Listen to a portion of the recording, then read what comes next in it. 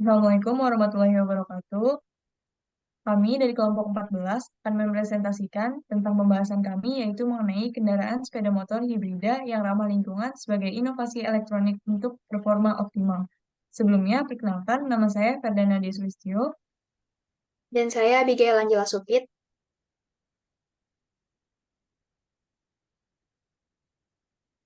Oke, langsung aja. Yang pertama, pendahuluan, yaitu mengapa sepeda motor hybrid.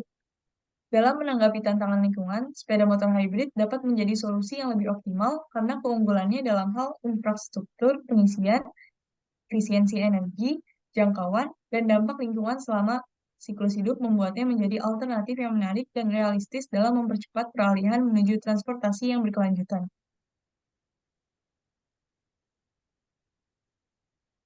Selanjutnya adalah rumusan masalah yang akan dibahas.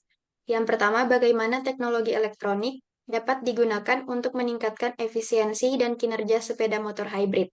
Yang kedua, apa saja tantangan dalam pengembangan dan implementasi sepeda motor hybrid yang ramah lingkungan, dan bagaimana teknologi elektronik dapat membantu mengatasi tantangan tersebut. Yang ketiga, bagaimana teknologi elektronik dapat digunakan untuk membuat sepeda motor hybrid lebih ramah lingkungan dan berkelanjutan.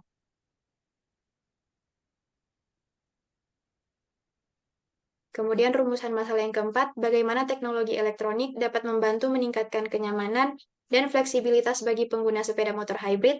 Dan yang terakhir, bagaimana penelitian dan pengembangan berkelanjutan dalam teknologi elektronik dapat memaksimalkan potensi sepeda motor hybrid.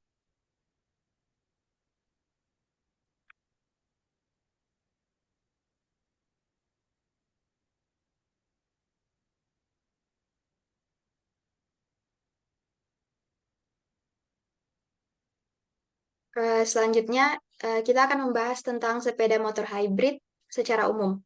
Jadi, sepeda motor hybrid adalah sebuah inovasi dalam teknologi transportasi yang menggabungkan kekuatan dari dua sumber energi, yaitu mesin pembakaran internal dan motor listrik. Saat pengereman, sepeda motor hybrid akan menggunakan sistem regeneratif untuk mengubah energi kinetik menjadi energi listrik dan menyimpannya dalam baterai. Sistem ini memungkinkan sepeda motor untuk memulihkan sebagian energi yang biasanya hilang saat pengereman dan menggunakannya untuk mengisi ulang baterai. Selanjutnya, slide pembakaran internal versus motor listrik. Jadi untuk mesin pembakaran internal, dia mengubah energi kimia dari bahan bakar menjadi energi mekanik melalui proses pembakaran, sehingga membutuhkan waktu untuk membangun tekanan dan panas yang cukup untuk mendorong piston dan menghasilkan torsi. Sedangkan motor listrik bekerja berdasarkan prinsip elektromagnetik, di mana arus yang dialirkan melalui kawat dalam motor akan menghasilkan medan magnet. Nah, medan magnet ini yang kemudian berinteraksi dengan medan magnet lainnya dalam motor untuk menciptakan gaya yang mendorong rotor motor berputar sehingga menghasilkan torsi. Selain itu, mesin pembakaran internal biasanya harus beroperasi dalam rentang kecepatan tertentu untuk bekerja secara efisien, yang berarti mereka membutuhkan waktu untuk membangun kecepatan dan torsi ini. Oleh karena itu, mesin pembakaran internal biasanya tidak secepat atau seefisien motor listrik dalam memberikan torsi. Next.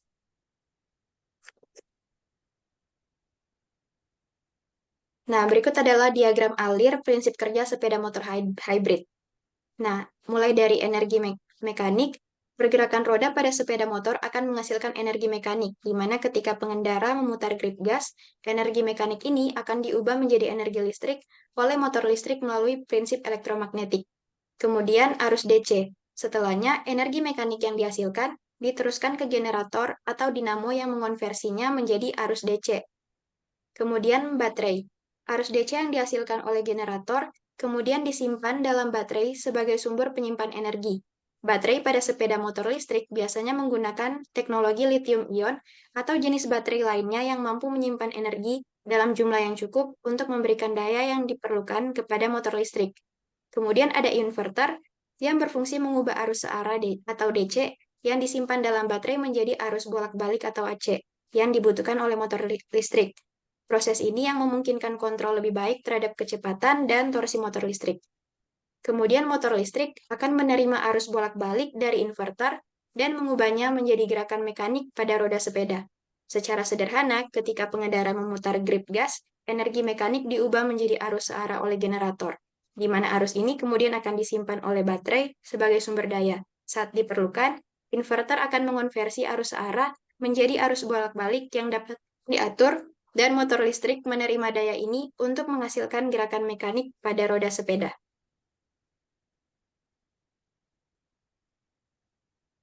Next. Berikutnya adalah komponen elektronika pada sepeda motor hybrid. Yang pertama ada baterai. Baterai utama yang akan digunakan pada sepeda motor hybrid yaitu baterai asam timbal dan baterai lithium. Yang kedua ada inverter. Perangkat yang mengubah arus searah DC dari baterai menjadi arus bolak-balik AC. Yang ketiga, controller, yaitu unit yang mengatur aliran energi antara baterai, motor listrik, dan sistem lainnya di sepeda motor. Berikutnya ada sistem pengereman regeneratif, yaitu untuk memulihkan energi kinetik saat pengereman dan menggunakannya untuk mengisi ulang baterai. Yang terakhir, ada sensor dan akuator. Sensor dan akuator digunakan untuk memantau berbagai kondisi operasional seperti kecepatan, suhu, dan tingkat pengisian baterai. Sedangkan akuator digunakan untuk pengendalian berbagai fungsi, seperti pengereman dan akselerasi. Lalu, apa saja tantangan dalam pengembangan serta mengimplementasikan sepeda motor hybrid?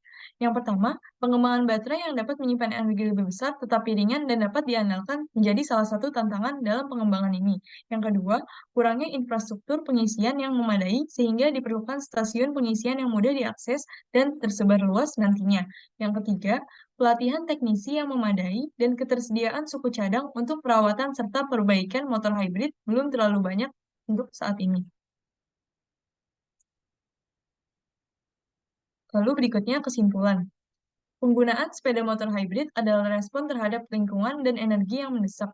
Kombinasi mesin pembakaran dalam dengan motor listrik pada sepeda motor hybrid menawarkan solusi efisien dan ramah lingkungan bagi pertumbuhan populasi global dan urbanisasi yang cepat. Yang kedua, sepeda motor hybrid mengandalkan berbagai komponen elektronika yang mendukung fungsionalitasnya. Motor listrik menjadi inti didukung oleh baterai dengan baterai motor hybrid isi ulang dari jaringan listrik atau regenerasi. Inverter dengan mengubah arus DC ke AC motor, controller yaitu mengatur aliran energi sepeda motor, sensor dan akuator yang memantau dan mengendalikan berbagai fungsi, serta sistem pengereman regeneratif. Lalu, tantangan dalam produksi, biaya, kinerja, dan efisiensi komponen elektronika pada sepeda motor hybrid perlu diatasi untuk membuat teknologi ini terjangkau, efisien, dan menarik bagi masyarakat yang mempertimbangkan beralih ke motor listrik. Berikutnya yaitu pertanyaan. Yang pertama, apa saja upaya yang dapat dilakukan untuk menciptakan keseimbangan yang tepat antara kinerja mesin bensin dan motor listrik agar memberikan efisiensi terbaik?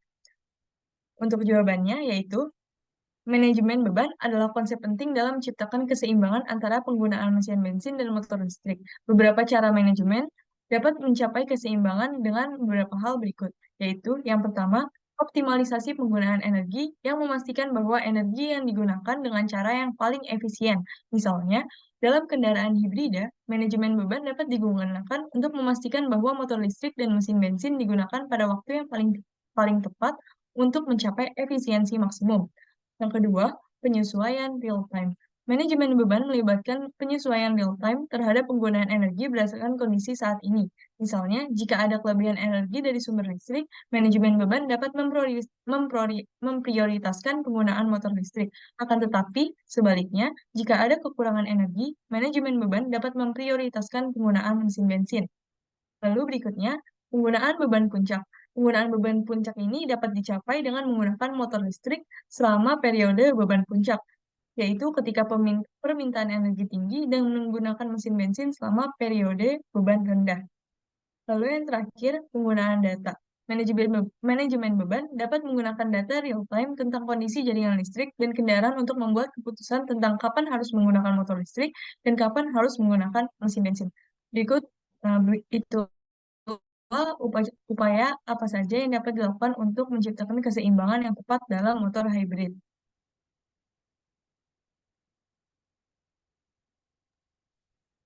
Pertanyaan yang kedua, apa saja langkah selanjutnya atau inovasi yang menjadi fokus pengembangan dari kendaraan hibrida? salah satu inovasi yang dari pengembangan kendaraan hibrida itu sendiri, yakni pada baterai yang berbasis lithium ion. Hal ini karena beberapa keunggulan dari baterai lithium ion ini sendiri, seperti efisiensi energi yang tinggi, kehidupan layanan yang lebih panjang, kecepatan pengisian yang cepat, serta lebih ringan. Dalam hal inovasi, penelitian terbaru telah difokuskan pada peningkatan kapasitas penyimpanan energi baterai lithium ion untuk mengurangi biaya produksi dan meningkatkan keamanan. Misalnya, peneliti sedang mencari bahan elektroda baru yang dapat meningkatkan kapasitas penyimpanan energi baterai lithium-ion. Nah, untuk mengimplementasikan baterai lithium-ion ini sendiri pada kendaraan hibrida, beberapa langkah harus diambil, yakni yang pertama, desain sistem manajemen baterai. Sistem manajemen baterai yang efektif harus dirancang untuk memantau dan mengendalikan operasi baterai. Yang kedua, integrasi dengan sistem kendaraan, di mana baterai harus diintegrasikan dengan sistem kendaraan lainnya seperti sistem penggerak dan sistem kontrol. Dan yang terakhir, pengujian dan validasi, di mana setelah baterai diintegrasikan, mereka harus diuji dan divalidasi untuk memastikan bahwa baterai dapat beroperasi dengan baik dan aman.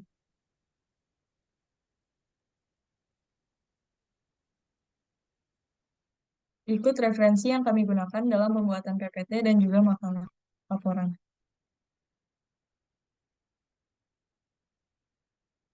Sekian presentasi dari kami. Mohon maaf apabila ada kesalahan. Wassalamualaikum warahmatullahi wabarakatuh.